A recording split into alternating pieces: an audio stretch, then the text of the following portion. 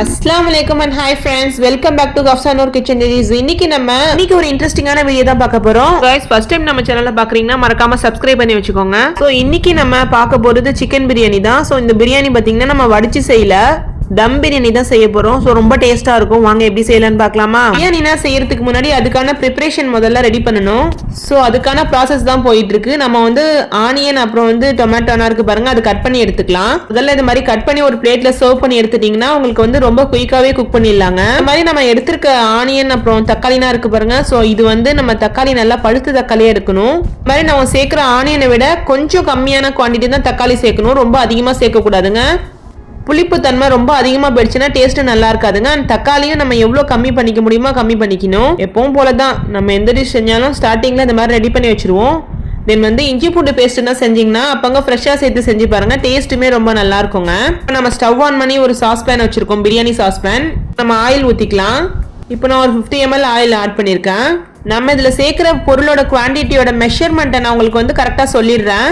இப்போ வந்து உங்களுக்கு ரொம்ப ஈஸியாகவே செஞ்சிடலாங்க. இப்போ வந்து நான் ஒரு 100 ml சன்ஃப்ளவர் ஆயில் ஆட் பண்ணிக்கிறேன். பிரியாணின்னு செஞ்சால் மட்டும் ஒரு ஆயில் ஆட் பண்ணி செய்யுங்க. மற்றபடி நீங்கள் வந்து குழம்புனா செய்கிற மாதிரி இருந்துச்சுன்னா நீங்கள் கடலெண்ணெய் கூட ஆட் பண்ணி செய்யலாம், நல்லா இருக்குங்க. பிரியாணிக்கு வந்து அது உங்களுக்கு செட் ஆகாது. அப்புறம் ஸ்பைசஸ் ஆட் பண்ணிக்கலாம். ஆட் பண்ணிட்டு ஸ்பைசஸ் நல்லா பொரிஞ்சதுக்கு அப்புறம் நம்ம வந்து ஆனியன் ஆட் பண்ணிக்கிட்டோம். இந்த மாதிரி ஆனியன் நல்லா வதக்கி எடுத்துக்கலாம். ஆனியனோட குவான்டிட்டி எவ்வளோன்னு நான் சொல்லிடுறேன். மீடியம் சைஸ்ல ஒரு 6 பல்லாரி வெங்காயம் ஆட் பண்ணியிருக்கேன். இந்த ஆனியனோட குவான்டிட்டி கொஞ்சம் அதிகமாக தான் இருக்கும். ஸோ பிரியாணின்னு செய்யும் போது நமக்கு வந்து ரொம்ப நல்லா வதங்கி வரணும். அப்போ வதங்கி வந்துச்சுன்னா உங்களுக்கு ரொம்ப கம்மியாயிடுங்க.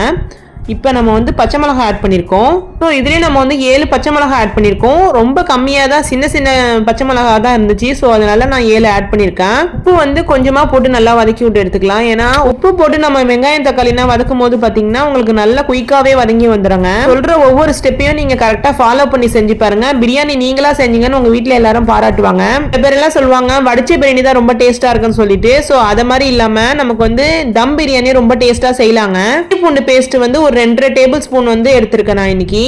தக்காளி வதக்கிறதுக்கு முன்னாடியே நம்ம வந்து ஆட் பண்ணிடணும். ஸோ அது நல்லா வதங்கட்டும். ஆனியனோட குவான்டிட்டி பாருங்க குறைஞ்சிக்கிட்டே வருது. நம்ம சேர்த்திருக்க ஆனியனோட குவான்டிட்டி வந்து குறைஞ்சி வந்திருக்கு பாருங்க. இன்னைக்கு வந்து கிளைமேட் ரொம்ப நல்லா இருந்துச்சுங்க. இந்த பக்கம் வந்து இன்னைக்கு சண்டேவோட பிளாக் தான் பார்த்துட்டு இருக்கோம். என்னோட சேனல்ல மட்டன் பிரியாணி எல்லாம் அப்லோட் பண்ணியிருக்கோம், தம் பிரியாணி அப்லோட் பண்ணியிருக்கோம், வடிச்ச பிரியாணி அப்லோட் பண்ணியிருக்கோம். நீங்க பார்க்காம இருந்தேன்னா கண்டிப்பா பாருங்க. எப்பவும் போல தாங்க பிரியாணி ஸ்பைசஸ் அப்படிங்கும் போது நம்ம அதுக்கு அந்த நேரத்தில் நம்ம வந்து ஃப்ரெஷ்ஷாக சேர்த்து செய்யும் போது பிரியாணியோட டேஸ்ட் வந்து ரொம்ப நல்லா இருக்குங்க. என்னென்ன ஸ்பைசஸ் ஆட் பண்ணியிருக்கேன்னு மேலே கேப்ஷனில் கொடுக்குறேன். லைட்டாக ட்ரை ரோஸ்ட் பண்ணி எடுத்துக்கலாம், அவ்வளோதான். நல்லா வதங்கி வந்துருச்சு. இப்போ வந்து மீடியம் சைஸில் ஒரு 4 தக்காளி ஆட் பண்ணியிருக்கேன். ரொம்ப பெருசாக இல்லாமல் கொஞ்சம் மீடியமாக தான் இருக்கும். நீங்கள் பார்த்துருப்பீங்க நான் கட் பண்ணும் போதே. நம்ம இந்த பிரியாணிக்காக சேர்க்குற இன்க்ரீடியன்ட்டோட மெஷர்மெண்ட்டை நல்லா நோட் பண்ணிக்கோங்க.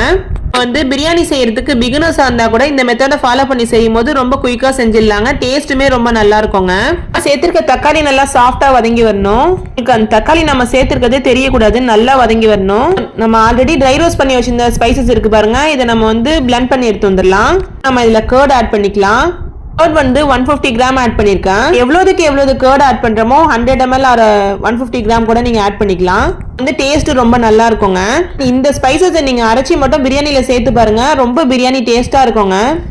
ஸோ இருக்கட்டும், தக்காளி வதங்கி வந்துட்டு இருக்கு. இன்னும் நல்லா வதங்கணும். சிக்கனை ஃப்ரை பண்ணாம தான் சேர்க்க போறோம். நம்ம அந்த ஸ்பைசஸ் எல்லாம் ரெடி பண்ணி எடுக்கிறோம்ல, அதுலயே நம்ம தாளிப்புலயே போட்டு செஞ்சிடலாங்க. நம்ம மல்லி புதினா கட் பண்ணி எடுத்துக்கலாம். சரி, நம்ம பிரியாணிக்காக சேர்க்கிற மல்லி புதினா இருக்கு பாருங்க, ஃப்ரெஷ்ஷா சேர்த்து செய்யும் போது டேஸ்ட்டுமே ரொம்ப நல்லா இருக்குங்க. இது முக்கியமான இன்கிரீடியன்ட் தான் நான் சொல்லுவேன். கிடைச்சிச்சுன்னா நீங்க கட் பண்ணி அழகா ரெடி பண்ணி வச்சுக்கோங்க. பிளாஸ்டிக் பாக்ஸ்ல ஸ்டோர் பண்ணி வச்சீங்கன்னா அப்படியே வீணா போகாம இருக்கும். தண்டை மட்டும் ஆஞ்சிட்டு நம்ம மல்லி புதினா மட்டும் கட் பண்ணி எடுத்துக்கலாம். அந்த மாதிரி வந்து மெயினா அந்த மல்லி புதினா ஆட் பண்ணணுங்க. நம்ம மல்லி புதினாவை இந்த வதக்கும் போது எண்ணெயில ஆட் பண்ணி செஞ்சு வச்சுக்கோங்களேன், இன்னொரு நல்ல ஃபிளேவர் என்ஹான்ஸ் பண்ணி கொடுக்கும். பேர் எல்லாம் லாஸ்ட்ல ஆட் பண்ணுவாங்க, ஆனா நீங்க தாளிப்புல நீங்க ஆட் பண்ணி செஞ்சு பாருங்க, ரொம்ப நல்லா இருக்குங்க ஃபிளேவரு. டைம் நீங்க இந்த மாதிரி செஞ்சுட்டீங்க அடிக்கடி செய்ய ஆரம்பிச்சிருவீங்க, ஏன்னா ரொம்ப டேஸ்ட் நல்லா இருக்குங்க. தக்காளி எல்லாம் நல்லா வதங்கி எண்ணெய் பிரிஞ்சு வந்திருக்கு பாருங்க. வெங்காயம் தக்காளி நல்லா ஒன்று சேர வதங்கி வந்திருக்கு பாருங்க. சரி, நீங்க சேர்க்கிற பச்சை மிளகா இருக்கு பாருங்க, நல்லா பழுத்த பச்சை மிளகா இருந்துச்சுன்னா பிரியாணியோட டேஸ்ட் இன்னுமே என்ஹான்ஸ் பண்ணி கொடுக்குங்க. செய்கிற வடிச்ச பிரியாணி இருந்தாலும் சரிங்க, தம் பிரியாணி இருந்தாலும் சரிங்க, நம்ம எந்த மாதிரி டேஸ்ட்ல வரணும்னு சொல்லிட்டு நம்ம பார்த்து செய்யும் போது டேஸ்ட்டுமே ரொம்ப நல்லா வருங்க. அது வந்து இப்போ எண்ணெய் பிரிஞ்சு வந்திருக்கு பாருங்க, வெங்காயம் தக்காளிலாம் வதங்கி. இப்போ நம்ம ஸ்பைசஸ் ஆட் பண்ணிக்கலாம். தூள் வந்து ஒரு 3 டீஸ்பூன் ஃபுல்லாக ஆட் பண்ணிக்கிறேன் நான்.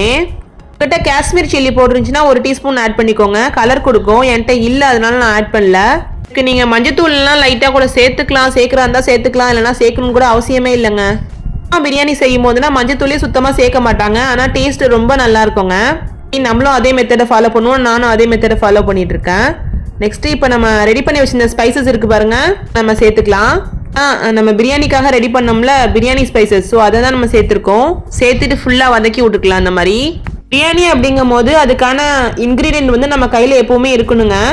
நம்ம இதில் லெமன் வாட்டர் ஆட் பண்ணிக்கலாம். ஸோ லெமன் வாட்டர் பார்த்தீங்கன்னா நம்ம வந்து இன்னைக்கு ஒரு 4 லெமன் எடுத்திருக்கோம் பெரிய சைஸில்.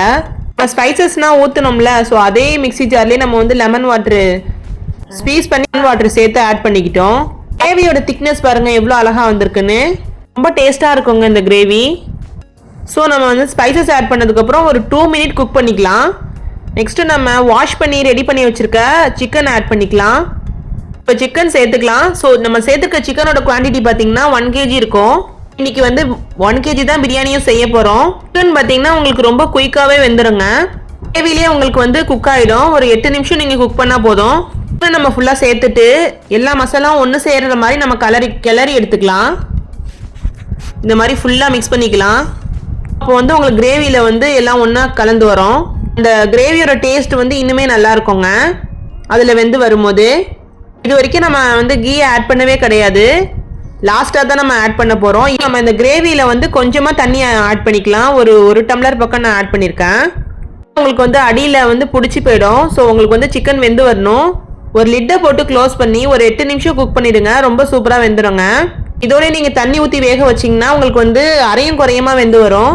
ஸோ நீங்கள் வேக வச்சு எடுத்துக்கோங்க ஃபஸ்ட்டு, வெளியே வெந்து வரட்டும். இந்த பிரியாணிக்கு வந்து நம்ம சேர்க்குற மசாலா இருக்குது பாருங்க, அதான் மெயினே. பிரியாணிக்கு சேர்க்குற மசாலாவை கரெக்டான மெஷர்மெண்ட்டில் நம்ம சேர்க்கணுங்க. அங்கங்கே நல்லா இந்த மாதிரி கிளறி விட்டுட்டு ஒரு லிட்டை போட்டு க்ளோஸ் பண்ணிடலாம். வந்து நம்ம கொஞ்சமாக உப்பு ஆட் பண்ணிக்கிறோம் இதுலேயே. நம்ம தனியாக ஆட் பண்ணவே இல்லை. இப்போ நம்ம கிரேவியில் கொஞ்சமாக ஆட் பண்ணி வேக வச்சு எடுத்துக்கலாம். 8 நிமிஷம் கழிச்சு ஓப்பன் பண்ணி பார்க்குறோம். இப்போ நம்ம ரைஸுக்கு தேவையான தண்ணி ஆட் பண்ணிக்கலாம். நான் வந்து 1 kg பக்கம் ஆட் பண்ணுறேன். 1:2 ரேஷியோ வந்து கரெக்டான மெஷர்மெண்ட்டுங்க. தம் பிரியாணி செஞ்சீங்கன்னா இந்த மெத்தடை ஃபாலோ பண்ணி செஞ்சு பாருங்கள். நம்ம ரைஸுக்கு தேவையான உப்பு ஆட் பண்ணிவிட்டு கொஞ்சமாக கீ ஆட் பண்ணிக்கலாம். ஃபஸ்ட்டாக நம்ம கீ ஆட் பண்ணியிருக்கோம். இந்த பாருங்கள், 1 டீஸ்பூன் கூட நீங்கள் ஃபுல்லாக ஆட் பண்ணால் போதும். இங்கே 2 டீஸ்பூன் ஆட் பண்ணியிருக்கேன். ஸோ நம்ம வந்து கீ வந்து லேட்டாக ஆட் பண்ணதுனால டேஸ்ட்டாக இருக்குமோ இல்லையோ நீங்கள் யோசிக்கவே தேவையில்லைங்க. ஃபஸ்ட்டாக நம்ம தம் பிரியாணி செய்யும் போதும் சரி, லாஸ்ட்டாக தானே நம்ம ஆட் பண்ணி செய்வோம். ஸோ அந்த மாதிரி நம்ம வந்து இப்போ ஆட் பண்ணிக்கலாம். ஆட் பண்ணிவிட்டு இந்த மாதிரி ஃபுல்லாக கிளறிக்கலாம். இந்த மாதிரி ஃபுல்லாக கிளறி விட்டுட்டு இப்போ நம்ம ஒரு லிட்டை போட்டு க்ளோஸ் பண்ணிடலாம். பிரியாணி அரிசிக்காக நம்ம சேர்த்து இந்த தண்ணி வந்து நல்லா பாயில் ஆக ஆரம்பிச்சோன்னே நம்ம அரிசி ஆட் பண்ணிக்கலாம். ஸோ இப்போ நல்லா பாயில் ஆக ஆரம்பிச்சிருச்சு. நம்ம வந்து இன்னைக்கு 24 கேரட் அரிசி தான் எடுத்திருக்கோம். ஸோ இந்த அரிசியை நல்லா வாஷ் பண்ணிவிட்டு ஒரு 20 நிமிஷம் பக்கம் நம்ம ஊற வச்சு எடுத்துடணும். ஸோ இந்த மாதிரி கொஞ்சம் கொஞ்சமாக ஆட் பண்ணிக்கலாம். பிரியாணி நம்ம வந்து எந்த கலரும் ஆட் பண்ண கிடையாது, நம்ம வந்து டைரெக்டாக பிரியாணி அரிசி மட்டும் தான் ஆட் பண்ணி செய்கிறோம். அண்ட் நீங்கள் வந்து கலராக இருக்கணும்னு நினச்சிங்கன்னா கலர் பவுடர்னா நீங்கள் ஆட் பண்ண வேணாம். அந்த குங்குமப்பூ இருக்குது பாருங்கள், ஸோ அதை வந்து நீங்கள் நல்லா காய்ச்சின பாலில் சூடாக இருக்கும் போதே நீங்கள் போட்டு எடுக்கும் போது உங்களுக்கு நல்ல கலர் கிடைக்கும். ஸோ அப்போ அதை கூட நீங்கள் இந்த இதில் ஆட் பண்ணிக்கலாம். குங்குமப்பூ ஆட் பண்ணி சேர்க்குற மில்க் வந்து ஒரு 1/4 டம்ளருக்கு மேலே ஆட் பண்ண வேணாம். இந்த மாதிரி அரிசி ஆட் பண்ணும் போதே ஆட் பண்ணி விட்டு ஃபுல்லாக மிக்ஸ் பண்ணிக்கலாம். அப்போ வந்து உங்களுக்கு கொஞ்சம் கலர் கிடைக்குங்க. எல்லாம் வடிச்சிட்டு இந்த மாதிரி ஃபுல்லாக அரிசியை ஆட் பண்ணிக்கிட்டோம். இந்த மாதிரி கொஞ்சமாக அரிசியை சேர்த்துட்டு நம்ம ஒரு லிட்டை போட்டு க்ளோஸ் பண்ணிடலாம். ஸோ ஆக்சுவலாக என்னென்னு பார்த்தீங்கன்னா இன்றைக்கி வந்து நான் அவசரமாக சட்டி எடுத்து வச்சு செய்ய ஆரம்பிச்சிட்டேன். லாஸ்ட்டாக தான் நான் வந்து 1 kg செய்ய போகிறேன் அப்படின்னு ஒரு ஐடியா வந்துச்சு.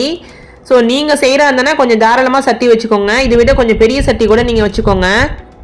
உங்களுக்கு வந்து பிரியாணி கொஞ்சம் அடைஞ்சு போயிடும். ஆனால் எனக்கு வந்து நான் எப்போ செஞ்சாலும் கரெக்டாக வந்துடுங்க. நம்ம வந்து ஃபுல்லாக இந்த மாதிரி மிக்ஸ் பண்ணிக்கிட்டு ஒரு லிட்டை போட்டு க்ளோஸ் பண்ணி வேக வச்சு எடுத்துக்கலாம். ஸ்டவ்வை வந்து ஒரு மீடியம் ஹை ஃப்ளேமில் தான் வச்சுருக்கோம், ரொம்ப ஹை ஃப்ளேமில் வைக்கல. உங்களுக்கு அங்கங்கே பிரியாணி அரிசி வெந்திருக்கும், அங்கங்கே ஒரு சில இடத்துல வேகாமல் போயிடுங்க. ஸோ நம்ம வந்து ஸ்டவ் வந்து கரெக்டான இதில் வைக்கணும். ஸோ தண்ணியெலாம் வற்றி இந்த மாதிரி வந்துருச்சு. இப்போ நம்ம வந்து அரிசியை நம்ம பெரட்டி விட்டு எடுத்துக்கலாம். ஒரு 10 நிமிஷம் கழிச்சு நம்ம எப்படி நம்ம பெரட்டி விடுறோம். ஸோ பாருங்கள், இப்போ நம்ம பெரட்டிட்டு ஒரு லிட்டை போட்டு க்ளோஸ் பண்ணிடலாம். இன்னொரு 5 நிமிஷம் நம்ம குக் பண்ணி எடுத்தோன்னா ரொம்ப அழகாக ரெடி ஆகிடுங்க. பக்கத்தில் வந்து பிரியாணி கஞ்சி செஞ்சிட்டோம். ஸோ இந்த ரெசிபியோட லாங் வீடியோ வேணும்னா கண்டிப்பாக கமெண்ட் செக்ஷனில் சொல்லுங்கள். நம்ம வந்து எப்போவுமே பிரியாணி கஞ்சி வந்து நம்ம செஞ்சுருவோம். பிரியாணிக்கு சமயத்தில் டைம் இருந்துச்சுனாலும் இல்லைனாலும் எப்போயாவது நம்ம வந்து செய்யாமே இருக்க மாட்டோம். அண்ட் வந்து இந்த கஞ்சி ரொம்ப டேஸ்ட்டாக இருக்குங்க. கண்டிப்பா கமெண்ட் செக்ஷன்ல சொல்லுங்க. பிரியாணியோட டேஸ்ட் மனம்லாம் அப்படியே ரொம்ப நல்லா இருந்துச்சுங்க. பக்கத்துல நம்ம பாயில் பண்ணி எடுத்துக்கிட்டோம். ஸோ நமக்கு வந்து பிரியாணி வந்து ரொம்ப அழகா ரெடி ஆயிடுச்சு பாருங்க. பார்க்கதாங்க கலர் கம்மியா இருக்கு, ஆனா டேஸ்ட் வந்து வேற லெவல்ல இருந்துச்சுங்க. கண்டிப்பா ட்ரை பண்ணி பாருங்க. சிக்கன் வந்து நம்ம ஒரு பிளேட்ல சர்வ் பண்ணி எடுத்துட்டு இந்த பிரியாணியை அங்கங்க மிக்ஸ் பண்ணி எடுத்துக்கலாம் ஃபுல்லா. ஏன்னா நம்ம வந்து கொஞ்சம் சின்ன பாத்திரமா சட்டியா வச்சிருக்கிறதுனால அடைஞ்சு போயிடும். ஸோ இதை வந்து நம்ம ஃபுல்லாக மிக்ஸ் பண்ணிவிட்டு இன்னொரு ஹாட் பாட்டில் எடுத்து வச்சுக்கிறேன். ஸோ ஃபஸ்ட்டு நம்ம சிக்கனை எடுத்து வச்சுட்டு ஃபுல்லாத்தையும் மிக்ஸ் பண்ணிக்கிட்டோம். ஸோ பாருங்கள், சிக்கன் எதுவுமே நம்ம சேர்த்தது உடையவே கிடையாது, அப்படியே முழுமையாக இருக்குது பாருங்கள். நீங்கள் சிக்கனை ஃப்ரை பண்ணிவிட்டு நீங்கள் செஞ்சீங்கன்னா இன்னும் நல்லாயிருக்கும். பட் வந்து இந்த மாதிரி ட்ரை பண்ணி பாருங்கள், ரொம்ப நல்லா இருந்துச்சு. என்ன மிஸ்ஸிங்கு, ஆனியன் ரைத்தா மட்டும் இன்றைக்கி இல்லைங்க. தண்ணி கஞ்சி முட்டை இதெல்லாம் வச்சு சர்வ் பண்ணும்போது ரொம்ப டேஸ்ட்டு நல்லா இருந்துச்சுங்க. இப்போ அதிகம் கண்டிப்பாக ட்ரை பண்ணி பாருங்கள். ஒருவேளை நீங்கள் பிகினர்ஸ் இருந்தீங்கன்னா கண்டிப்பாக ட்ரை பண்ணி பாருங்கள். எப்படி வந்துச்சுன்னு கமெண்ட் செக்ஷனில் உங்கள் ஃபீட்பேக் சொல்லுங்கள்.